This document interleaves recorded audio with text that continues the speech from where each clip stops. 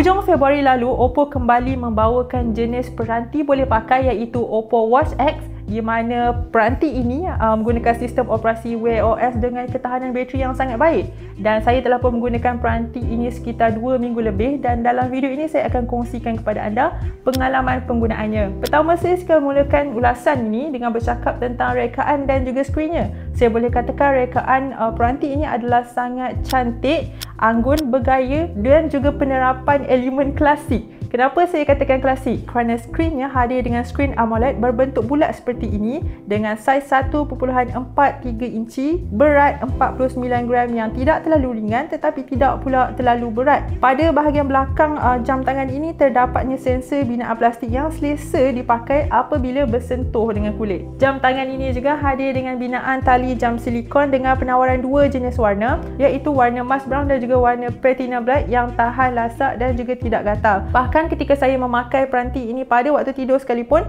tidak terasa rimas. Pada bahagian sisi kanan jam ini terdapat dua butang yang digunakan untuk memperlihatkan senarai aplikasi dan juga menjalankan pelbagai tetapan yang dimahukan.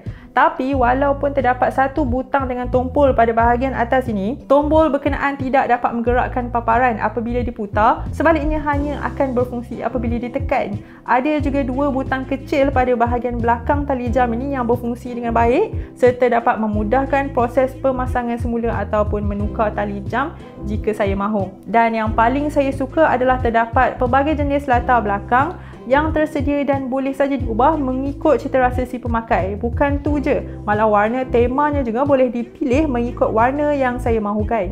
Biasanya saya akan menukar tema jam tangan saya ini mengikut warna pakaian yang saya pakai setiap hari. Paling saya kagumi adalah skrinnya yang menurut Oppo memiliki 400% peningkatan dari segi ketahanan, di mana ia tidak mudah calar ataupun pecah sekiranya peranti ini jatuh ke atas permukaan yang keras.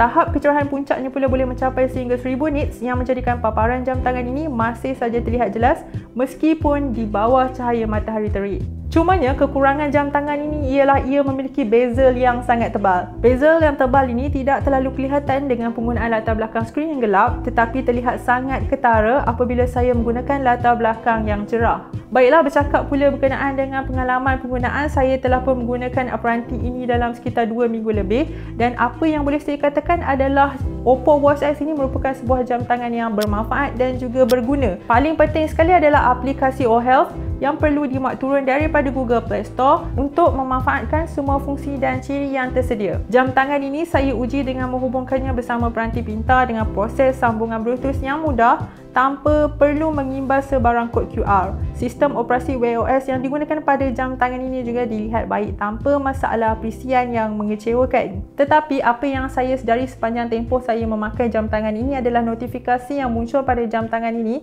adalah sedikit lebih lambat berbanding dengan notifikasi yang muncul pada telefon. Sistem getarannya juga adalah sangat lemah menjadikan saya ni beberapa kali terlepas pandang notifikasi yang muncul.